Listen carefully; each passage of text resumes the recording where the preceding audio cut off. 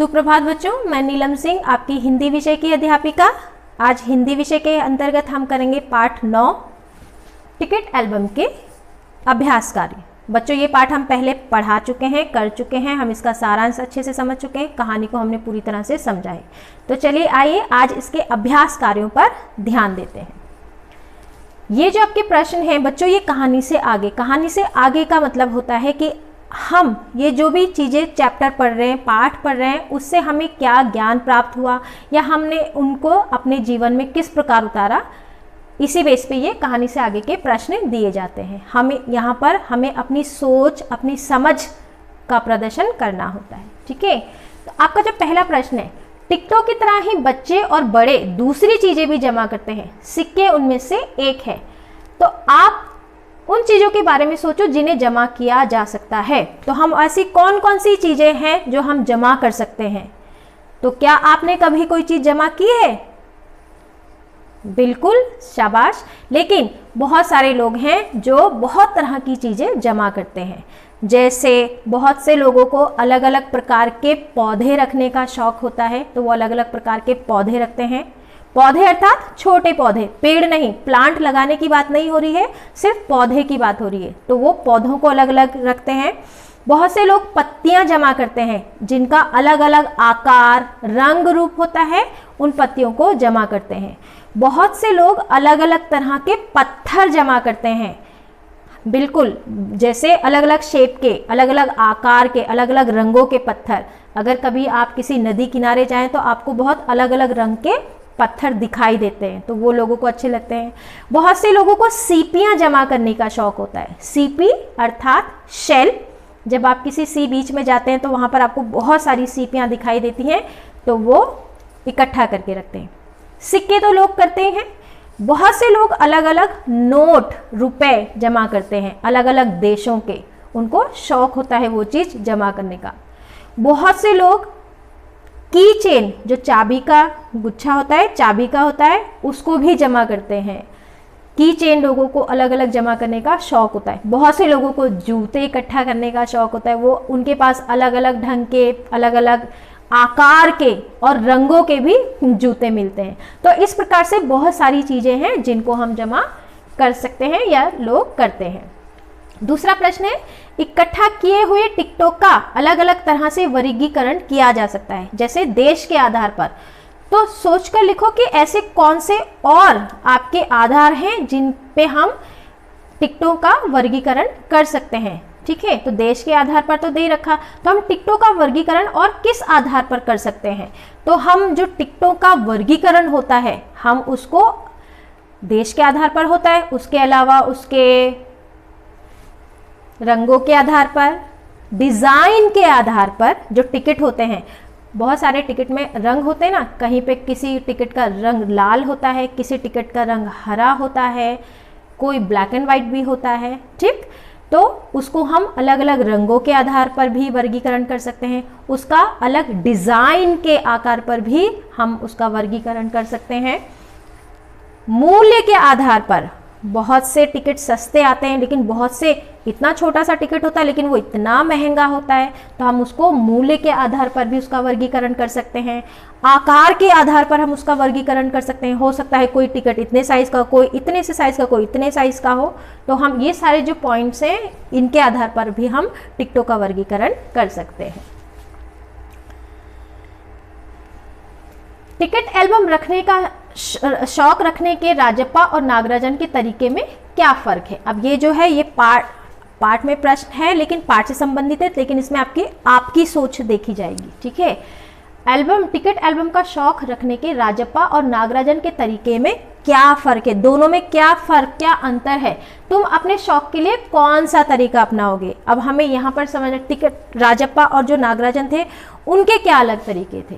तो राजप्पा ने टिकट एकत्र करने में जी जान लगा दी थी। आपने जैसे कहानी पढ़ी होगी, जो राजप्पा था उसने क्या किया था, उसने घर घर जाकर, अपने दोस्तों के घर जाकर टिकट सारे एल्बम इकट्ठे किए और उसकी एल्बम बनाई। अर्थात उसने इसके लिए बहुत मेहनत की थी।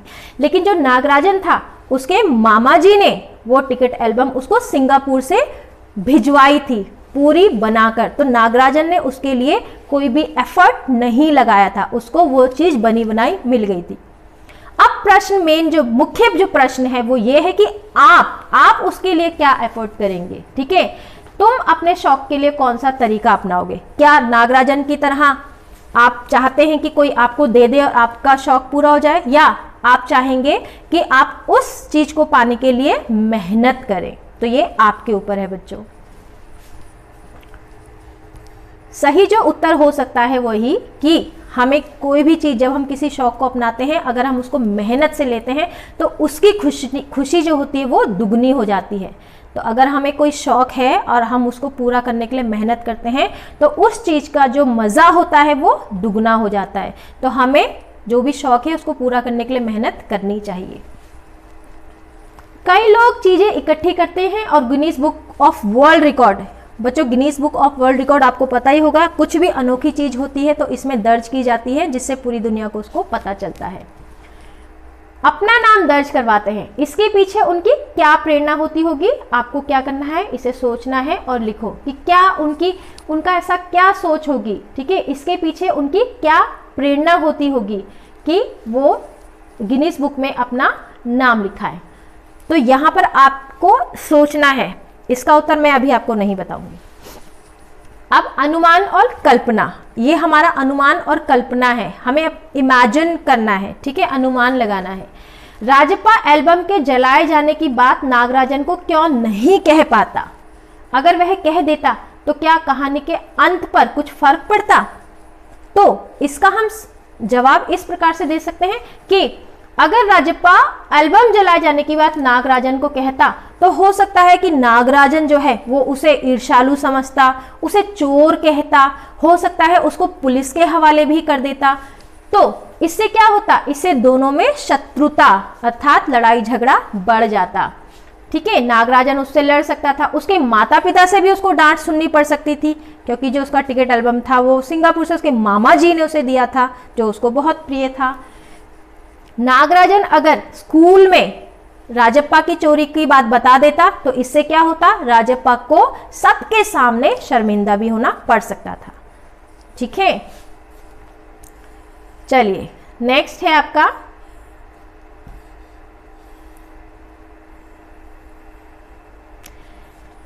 कक्षा के बाकी विद्यार्थी स्वयं एल्बम क्यों नहीं बनाते थे। आपने जब हमने पाठ पढ़ा था तो आपने देखा था उसमें कि जो सारे बच्चे थे वो पहले राजप्पा के एल्बम देखते थे, उससे देखकर खुश होते थे, और फिर वो नागराजन का एल्बम देख के खुश होने लगे, लेकिन उन्होंने स्वयं कोशिश नहीं की बनाने की। राजप्पा और नागराजन के एल्बम के दर्शक मात्र ही क्यों रह जाते थे। तो क्या कारण है, तो इसका कारण ये हो सकता है बच्चों, कक्षा में बस एक राजप्पा ही था, सिर्फ वही एक बच्चा था जिसको टिकट इकट्ठा करने की धुन थी, उसको धुन सवार थी कि मुझे टिकट चाहिए, क्योंकि उसको उस चीज का शौक था। वह एक एक टिकट इकट्ठा करने के लिए मित्रों के घर कई कई चक्कर लगाता था, लेकिन बाकी छात्र इतना परिश्रम नहीं करना चाहते थे। वो नहीं चाहते थे कि हम किसी भी प्रकार का परिश्रम करें। इसको बनाने में काफी परिश्रम, समय और रुपए भी खर्च करने पड़ते थे। बाकी सारे छात्र दूसरों के एल्बम को देखकर ही खुश हो जाते थे। कक्षा में राजप्पा ही एक ऐसा छात्र था जो बड़ी मेहनत के साथ टिकटें जमा करता था। अब सभी विद्यार्थी को नया काम करने का शौक नहीं होता। जब हम ग्रुप में होते हैं जरूरी नहीं है कि सबकी सोच, सबके विचार, सबकी लगन एक जैसी हो। तो जो कक्षा थी उसमें जो बाकी बच्चे थे उनको कोई भी नई चीज इकट्ठा करने का शौक नहीं था। वे अधिक परिश्रम नहीं करना चाहते थे, वो नहीं चाहते थे कि हमें किसी प्रकार की मेहनत करनी पड़े, इसलिए वो दूसरों की चीज को देखकर ही खुश हो जाते थे। बच्चों अब ये है आपके भाषा की बात। कहानी से व्यक्तियों या वस्तुओं के लिए प्रयुक्त हुए नहीं का अर्थ देने वाले शब्दों अर्थात नकारात्मक विशेषण को छांट कर लिखो तथा उनके उल्टे अर्थ देने वाले शब्द भी लिखो। तो यहाँ पर पाठ से संबंधित कुछ शब्द ऐसे हैं जिसमें नहीं शब्द जुड़ सकता है। ठीक है, जैसे नकारात्मक शब्द घमंडी एक नकारात्मक शब्द है, भले विशेषण है लेकिन ये क्या करता है, ये नकारात्मकता, नेगेटिविटी दिखाता है। फिसड्डी, ईर्ष्यालु, बेशर्म, फालतू, उतरा, कीमती, चिंतित, भयानक, ये सारे आपके क्या शब्द हैं, ये नहीं शब्द देने वाले हैं। अब इनके उल्टे शब्द क्या है? घमंडी, स्वाभिमानी, फिसड्डी, बढ़िया, ईर्ष्यालु, स्पर्धालु। ईर्ष्यालु का मतलब होता है जो दूसरों से जलन करता हो, और स्पर्धालु का मतलब होता है कि उसके अंदर प्रतियोगिता, स्पर्धा की भावना रहती है कि अच्छा इसने इतना अच्छा बनाया, मैं और मेहनत करूंगा और इससे बढ़िया बनाऊंगा। ठीक है। बेशर्म, शर्मीला, फालतू, आवश्यक, उतरा, चढ़ा, कीमती, सस्ता, चिंतित, निश्चित, भयानक, मन भावन। तो बच्चों ये सारे जो शब्द थे नकारात्मक थे और इनके उल्टे अर्थ देने वाले शब्द ये हैं। अब यहां पर आपको क्या करना है बच्चे, इसको आप एक एक्टिविटी भी मान सकते हो। मान लो स्कूल में तुम्हारी कोई प्रिय चीज खो गई, तुम चाहते हो कि जिसे वह चीज मिले वह तुम्हें लौटा दे। सपोज करो कि आपकी कोई चीज खो गई कहीं और आप चाहते हो कि बाकी किसी को भी वो मिलता है तो वो आपको वापस कर दे। तो इस संबंध में आपको क्या करना है, स्कूल के बोर्ड में एक नोटिस तैयार करना है। अब बच्चों इस समय आप स्कूल में नहीं है तो आप क्या कर सकते हैं, अपनी नोटबुक में ये नोटिस बोर्ड बनाएंगे।